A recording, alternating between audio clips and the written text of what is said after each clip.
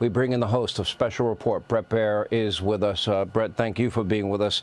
I did have a conversation when you were breaking news live right here on Fox. I got some details as, again, you got on the air immediately. And the fact we had initially discussed at length and in great detail the issue of maybe 2 bunker buster bombs being needed for this Fordo facility. It ends up 6. It ends up that the Israelis had only gotten 75% of the other 2 nuclear sites that they had been attacking on a regular basis. And Tomahawk missiles, the president reporting tonight, they were totally, all 3 of them, obliterated. Incredible news. There's history tonight here. Yeah, Sean, it's a historic night. It is. We'll see what the battle damage assessment is on the ground from Iran. But the Israelis are ecstatic. You saw that in the prime minister's statement saying that this is a pivot point, he believes, for the Middle East. The fact that there were 6 bunker buster bombs from those B-2s, 30 Tomahawk missiles from the U.S. submarines hitting the Isfahan site, the Natanz site, and Fordo. You know, we talk a lot about Fordo being the most protected, and that's where a lot of those bunker busters were focused. But the Isfahan site, believe it or not, is also really deep, I'm told from experts who have been looking at it for years, and that's where they stored the highly enriched uranium.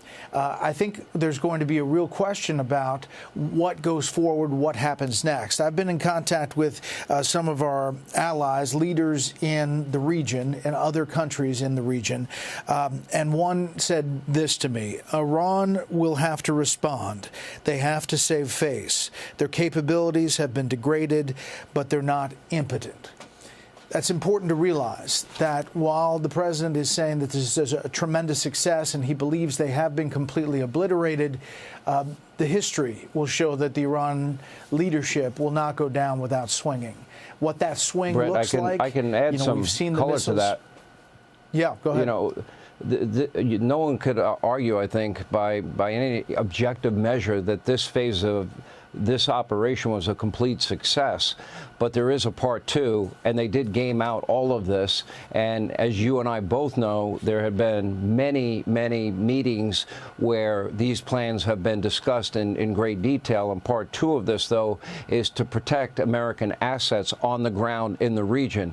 And that means people, and that means specific locations. They are prepared for any retaliation. And the president was very clear, unambiguous, in his statement again tonight to the Iranians what the consequences will be if they, in fact, try to retaliate. Yeah, and I think that that's really important, because in the region, as you and I know, strength matters, and that's what talks over there. Peace through strength, but strength first. And I think that that's the signal the president was sending. If any U.S. citizen, any U.S. base, any U.S. facility comes under Iranian attack, all bets are off as far as this being a limited type of strike. And you're right, they have a lot of plans going forward if that's the case. One of the questions is, what does the opposition on the ground look like? How does this all develop? That's not something that I've heard that the U.S. is really focused on. You know, regime change, while it may be tangential, is for the Iranians to decide, much like the president delivered that speech, Sean, in Saudi Arabia, which he said, we don't want you to be our image. We want you to be your own countries, but we want to do deals with you, and we want to change the face of the Middle East and how it operates. You know, but I think you are very wise in cautioning people, and I did this all week, and remind people that there's no such thing as a military operation that does not have great risk associated with it. You know, at the end of the president's statement tonight, it was striking when he did thank God for the safety and the safe return of our troops, and just being appreciative that it was successful. There's always risk associated with it. There's always risk of retaliation. But there is no doubt tonight the Iranians no longer are a nuclear power. There is no doubt we can say tonight that the world, I think you can say unequivocally, is a safer place. It doesn't mean they still don't have their ballistic missiles. It doesn't mean that they will retreat. It doesn't mean that they will unconditionally surrender. It doesn't mean that the American military's job is done. They will protect American assets, interests, and people that are in the region. That has been made very clear, and the president made clear the consequences. So they do so at their own peril. They didn't listen to President Trump the first time. Let's see if they learn something before they strike back or attempt to. Yeah, I just am really struck by the operational security, Sean, of all of this. The fact that Iran really, the intelligence said, wanted to strike Israel first, and then the president came forward and said, let's negotiate, thinking there could be a possibility for a path for negotiation. But he said 60 days. On day 61, Israel attacks first, changes the dynamic, really hits them hard, takes out the surface-to-air missiles, opens the door to the possibility. All the while, the president's saying, you could get back to the negotiation table. Then he says, within 2 weeks, I'll make the decision. Well, 2 days is within 2 weeks.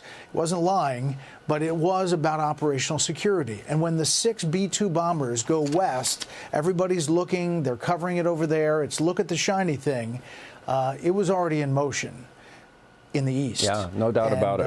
I'm struck by the operational you've got to also security. say, the day after the president mentioned within 2 weeks, the next day the Iranian foreign minister came out and said, nope, no interest in negotiating.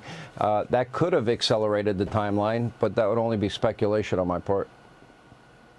That's right. Yeah, and they have the opportunity. They had it multiple times. The foreign minister shut it down in Europe. So we'll see what comes next.